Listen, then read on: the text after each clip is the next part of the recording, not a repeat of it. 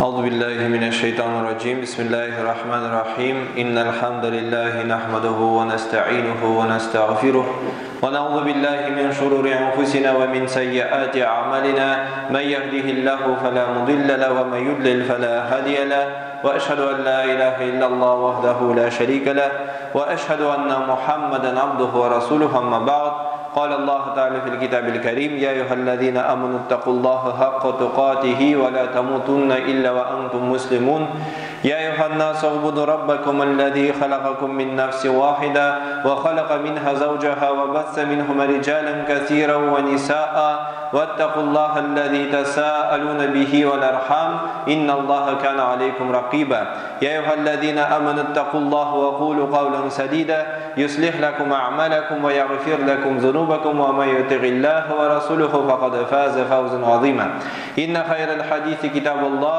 وخير الحدي حدي محمد صلى الله عليه وسلم وشر الأمور البدعة وكل بدعة ضلالة وكل ضلالة في النار أما بعد Barcha mahlukatlarni yo'qdan bor etib, ni'matlab va tarbiyalab turgan ma'bud bil haq bo'lgan Rabbimiz Allohga ko'ngil turlarimizdan chiqqan hamsanlarimiz bo'lsa edi. Rahmat uchinchi berilmiş oxirgi payg'ambarimizga Muhammad Mustafa sallallohu alayhi va sallamga salovat shariflarimiz erishib tursa edi.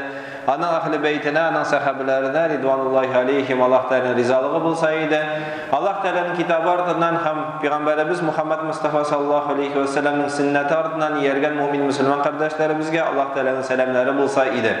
Gısırlanıp hem taharetlenip ılık bulgan cumğa namazının farzını utim dip gelen kardeşlerime Esselamu Aleyküm ve Rahmetullahi ve Berekatuhu.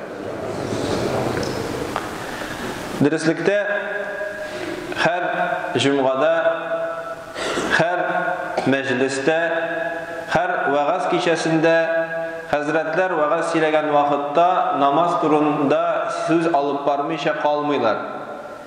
Çünkü namaz ul beş bağananın, İslam'ın beş bağananın şehadetten sonra ikincisi, yani gıybetlerden en ehemmiyeti bulup sanalar. Çünkü namaz turunda Peygamberimiz etken ul cennetin aşkışı. Çünkü Peygamberimiz başka hadislerde etken en birinci nerse turunda kişi sıranır, dıgı dünyaga lekkeş, bakilikka küşkeş, Allah Teala tarafından Allah Teala'nın huzuruna baskaş, en birinci nerse turunda sıranır, namaz turunda. Beş vakit farz namazı turunda Allah Teala bizden sırar. Hem Peygamberimiz Aleyhisselam da özünün durmuşunda, özünün sahabelerine, yakın dostlarına namaz turunda silerge bir kaşanda irinmegen, hem bir kaşanda tuktamagan, hem indi hatta ulgen şakta da namaz deyip ümmeti minim ümmetim namaz deyip namazını kaldırmağız deyip şundi vasiyet kaldırıp bu dünyadan bakilikka küştü. Hem bugünkü Cuma namazımızın Cuma vaazımızın niye debeytiginde teması olda bolsa kağıla cemaat namazına hem cemaat namazının faziletlerini. Peygamberimiz vakitinde sahabeler elbette meşritte jıyılıp bütün namazlarını, her beş namazını meşritte okuyanlar. İde oku, gummen bulmagan yaki bik sirek işragan. Hem indi Peygamberimiz Aleyhisselam özünün sahabelerine şundi hadis kaldırgan salatul cemaatil afdalı minas salatil fazza bi 27 derece. Cemaat bilen yalğız gına namaz okuğa qaraganda cemaat bilen namaz okuğunun derecesi 27 mertebege kübrek deb etken. Resulübüz bu hadiste derece degan sözünü kullanır. Hem indi biz de turmuşumuzda bu dünyada derecege erişirge tırışırga tiyirmiz. Lakin bizden turmuştan nedir derecelerge jetir için bik ağır, bik kıyın. Okurga kirek, işlerge kirek, ertük uyanıp işke barıga kirek, uy fikir yeritirge kirek, nedir kıyınlıklar aşağı uzurga kirek, zor derecege dünyada erişir. Lakin Allah Teala gözlüğünde egerdeki biz derecege erişirge tileybiz iken, olda bolsa 27'ge özümüzün derecemizni arttırga tileybiz iken, biz şin köngülden izgi niyet kılıp, taharet, gısıl alıp, matur kiyimler kiyip, kübrek indi Cuma namazına karatam, namında arağızda karasağız, matur kiyimli, külmekler, tebeteyler, kiyivişiler bik sirek. Şulay bit, işten kaytışlı, bazardan kilişli, kişiler indi gadigına kiyim kiyeler, lakin Peygamberimiz vakitinde Cuma namazına kelgan vaqtda Peygamberimiz eng matur kiyimler kelgan, Peygamberimiz eng boyli, qimmatli bo'lgan xushbo'ylar o'zining tanine sirtib, boshqa kishilarga zarar etmaycha deb eng matur, eng shista kiyimler kiyib kelerga tirishgan ham sahabalar da aning o'rnagini ko'rib endi Cuma namazlarına matur kıyafetda kiyimda kelerga tirishganlar. Demak, 27 martabaga daraja orta agardaki biz o'zimizgina o'qisak. Shulay endi ikkinchi fazilat unda bo'lsa Alloh taolaning muhabbati bilan Peygamberimiz bizga endi bu jamoat namozin bizakli jamoat namozi bizning bilan endi qiziqtira. Peygamberimiz aytgan: "Va inna salatar rajuli ma'ar rajuli azka min salatil wahdahu wa salatuhu ma'ar rajulayni azka min salati ma'ar rajuli wa ma kasru fa huwa ahabbu ila Allah Taala." Peygamberimiz ayta, iki kişinin birge kılgan namazı yalgız gına okulgan namazından yaxşırak. Üç kişi okugan namazını iki kişinin namazından tağın da yaxşırak. Hem Allah Teala kişiler kübrek bulganın kübrek yarata degen. Demek, eğer de ki şimdi meşid bar iken kayda iki kişi jıyla anda biz şunda barıga tırışırga tiyirimiz. Anda kişi kübrek kilsin, 3 kişi bulsun, 4 kişi bulsun, 10 kişi bulsun. Arttırıga, cemaat sanın arttırıga, hem indi meşidlerge yerirge, bu Allah Teala'nın muhabbetine erişinin bir asbabı, bir yolu. Üçüncüsü, o da bulsa bir demlik. Peygamberimiz aleyhissalatu vesselam etken, cemaat bilen namaz okurga bik de iktibarlı buluguz, dürüstlükte kötüden ayrılgan sarıkны buri bik tiz aş edip etken. Peygamberimiz vakitinde ituğun boyunca sahabeler gil cemaatte namaz okuganlar hem birersi bir sahabe nindidir namazga kilmegen bulsa ul sizile, ul kurine bu sahabe nişlep kilmegen miken deyip anın yanına bütün cemaat bilen barıp halin bilgende. Sen kardeş nişlep ikindi namazına kilmedin, nerse buldu, urup gittin mi, birer yerden kirekme, nişledin sen deyip sırav bilen kile başlaganda. Çünkü cemaat namazını kaldıruu, cemaat namazda katnaşma ul başka sıymagan nerse, başka sıymagan hal. Hem indi şolay göre indi bütün cemaat bir-birisini bilip birden bulurga tırışırga tiyiş. Dördüncü fazilat ulda bulsa gaylemizni saklav. Kaybir gaylelerimiz eyte ulda bulsa ilfat, muhabbet, barlıkka kilu hem indi gaylelerimiznin ne bu yılı münasebetlerini saklav, turudan turu cemaat namazından tıra. Eğer de ki gayle başlığı ir kişi cemaat namazlarına yeri iken ulu vakitte inşallah şu sebepler boyunca bizning gaylebizde bulgan meşakkatler, hatun bilen ir arasında bulgan meşakkatler tarqalular ul yuk kaşığa. Haminde eğer de ki meşitke bara almayız iken, şundi halgelektik iken, ertengi namaz çıgamı yaki başka nidir sebepten namaz çıgı vakitine elektik mi iken, o vakitte özümüzün hatını biz bilen, bağlıları biz bilen bastırıp, cemaat oku şulay hayırlı, ide bulsa da indi cemaat kılıp, namaz okurga, tırışırga tiyişbiz. Hem indi beşinci fazilet olda bulsa, cemaat bilen namaz oku, Müslümanlarının arasını gayta, duslaştıra, Müslümanlar birbirisini hürmet ite başlayıp. Hem indi bunu biz kayan bilemiz, ilk bizning babaylarımız, gül namazga yerigen babaylarımız elbette bir-birisi bilen tanış bulganlar, bir-birisi bilen dus bulganlar, hem indi kişkine meşitlerde şulay biz bir-birimizni bilemiz. Ama da lakin bugün günde biz siz bu meşitke kilesiz, bir-biriniz bilen tanış da tugul, bir-biriniz bilen de tanışa almıysınız çünkü siz cumaga bir meşitke kilesiz, sandan ikinci meşitke barasız, cemaat degen bir yugalar. Şuna göre bir meşitne sayılıyız da, mesela yerde meşitine kilirge tırışırga tiyişimiz ul nerse bilen şıgıllana, nindi kızıklı işler alıp para, nişik ul kurmavşilerge, başka galip gurabelerge yerdem iteykendigin kızıgıt, o'zi bizning qo'limizdan kelgan şeye kadar yerdam etirga tirishirga tiyishmiz. Çünkü cemaat ul alug'ina tugul, o't, yili, suv, kelamiz tahorat olamiz, Allohga shukr, tualetlarimiz ishlab turibdi. Masjidda yili, bu yililikni qayan olirga, bu suvga qayan to'lab bitirga ekanligini birgizda o'ylamaysiz, sadaqa beriga oshiqmaysiz.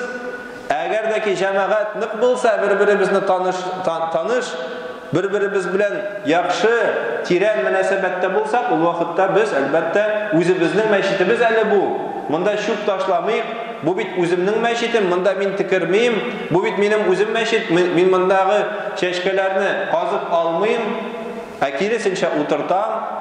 Киресенчә, әгәр дә кинидер шүп яткан булса, ул шүпне иелеп күтәрәм. Шулай бит Пәйгамбәрбез әйткән, шүпне юлдан алу ул да бер садака. Шуңа күрә менә бу гыйбадәтләрне намазда biz мәчетләребездә калдырмый, һәм инде җәмәгать белән намазларны укыйк. Баракаллаху лина ва лана фил Куранил азим ва нафa'ana bil ayati ва зикрил хаким. Астагфируллаһ ли ва лакум ва лисаил җамаатил муслимин аль-хадирин аҗмаин. Иннаху гафурur рахим, аҗавадул карим, ас-самиул алим.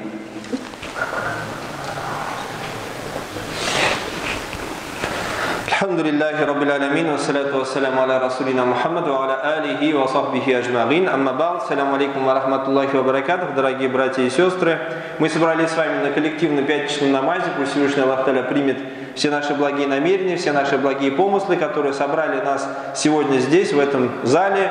И, наверное, вы прекрасно знаете, сталкивались с такой ситуацией, что каждый проповедник, каждый имам на пятничных проповедях, на различных маджлисах, собраниях мусульман, когда рассказывают вагазы, практически ни один вагаз, практически ни одна проповедь не обходится без упоминания достоинств совершения или необходимости совершения пятикратного намаза. Потому что количество аятов и количество хадисов, в которых пророк Мухаммад саллаллаху алейхи вассалям нас призывает совершать намаз, оно огромное. Потому что после шахады, после свидетельства веры, второе по списку значимых основ ислама идет как раз таки совершение пятикратного намаза. Пророк сказал, ислам основывается на 5 столпах, и после веры он перечислил, что намаз. Также пророк саллаллаху сказал, что намаз это является ключом от рая. Пророк саллаллаху алейхи вассалям сказал, что намаз подобен полноводной реке, в которой человек стирает свои грехи, омывает свои грехи, которые мы совершаем между пятикратными намазами. И так и далее, много-много-много хадисов. Первое, о чем будет спрошено, например, в судный день, это будет намаз, читали мы его или нет. И сегодняшняя проповедь посвящена как раз-таки достоинствам совершения намаза в джамаате, коллективный намаз. Пророк Мухаммад саллаллаху алейхи вассалям сказал, вознаграждение за совершение коллективного намаза в 27 раз больше вознаграждения индивидуального намаза. В других раваятах 25 приходит, так если человек взял омывение и пришел в мечеть с намерением только совершить намаз, не для торговли, не для того, чтобы там какую-то другую, там с кем-то встретиться, а именно ради довольства Всевышнего Аллаха, чтобы совершить джамаат намаз, то ему Аллах, инша Аллах, напишет вот такую вот награду. Намаз в джамаате более любим Аллаху.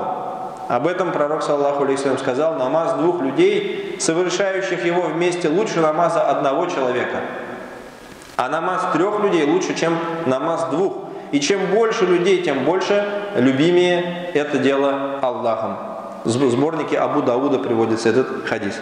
Некоторые ученые напрямую, это третье, связывают совершение намазов в джамаате с укреплением семейных уз. Так ученые говорят, совместный намаз укрепляет семейные узы. Аллах Всевышний сура Бакара говорит: «Хафиду аля салати ва салатил усто ва акиму лилляхи аль-канитин». Оберегайте намаз, и особенно средний послеполуденный аср намаз, и стойте перед Аллахом смиренно. Сура Бакара, 238 аят. Бережное отношение к намазу в контексте семейных отношений указывает на тот факт, что намаз является укрепляющим фактором между членами семьи, защищает от наущения шайтана и другого зла. Отправляется ли глава семьи в мечеть для совершения коллективного намаза, а если не получается, то совершает ли он намаз вместе со своей семьей, вместе со своими детьми? От этого зависит гармония и благополучие в мусульманской семье. Также следующее, коллективный намаз укрепляет отношения между мусульманами. Нет ни одного поклонения, наверное, за исключением хаджа, который объединил и укрепил бы отношения так, как коллективный джамаат намаз. Намаз, совершаемый джамаатом, делает человека более внимательным к своим единоверцам, укрепляет дружбу, любовь между ними посредством общей радости от поклонения Всевышнему Аллаху. Это, конечно же, в теории, да, ведь мы знаем. Но на практике бывает, что братья приходят, и вместо того, чтобы прочитать намаз, они начинают друг с другом припираться, ругаться. Я куртку не сниму, да, ведь вот у нас сейчас зима наступила, я куртку снимать не буду. И вот мы начинаем свой пятничный коллективный намаз превращать в какие-то местечковые разборки. Да? Вот здесь вот в коридоре говорят: снимите, пожалуйста, куртку. Куртку мы снимаем по нескольким причинам. Есть причины, касаемые безопасности нашей, есть причины, касаемые нашего здоровья и так и далее. Ну и вообще, в принципе, сидеть, потеть тысячам верующих в одном зале в куртках – это неправильно, потому что потеть мусульмане не должны, а если потеют, то не должны как минимум плохо пахнуть. Поэтому в куртках мы не пускаем вас, да, например. Но вот из этой простой просьбы могут возникнуть препирания. Иногда мусульмане начинают друг с другом спорить по поводу каких-то правовых моментов, как мы совершаем намаз, как мы совершаем омовение и так и далее. Да, ведь не всегда представители нашего джамаата в мечети друг с другом солидарны. Но с наступлением времени намаза, когда звучит азан или камат, мы становимся плечом друг к другу и совершаем коллективный джамаат намаз вместе со своими братьями, тем самым демонстрируя Аллаху и мусульманам свое отношение и свою принадлежность к мусульманской умме. Мы говорим: о Аллах, несмотря на все разногласия во мнениях, несмотря на разногласия в языках, в пониманиях ислама, в его трактовках, мы все вместе, плечом к плечу, становимся на коллективный намаз перед Всевышним Аллахом. Именно коллективный намаз позволяет прочувствовать вот это единение среди наших братьев-мусульман, поэтому пусть Всевышний Аллах дарует нам как можно чаще посещать коллективные намазы, утренние, ночные, и пусть Аллах Субханаху ва Тааля примет все наши поклонения. Инна Аллаху ва малаикатуху юсаллуна аля наби, я юхалладина аману салли алейхи ва саллиму таслиман, Аллахума салли аля Мухаммад ва аля али Мухаммад, кама саллайта аля Ибрахим ва аля али Ибрахим, иннака хамидун маджид, инна салята танха анил фахшай валь мункар, ва акимус салях.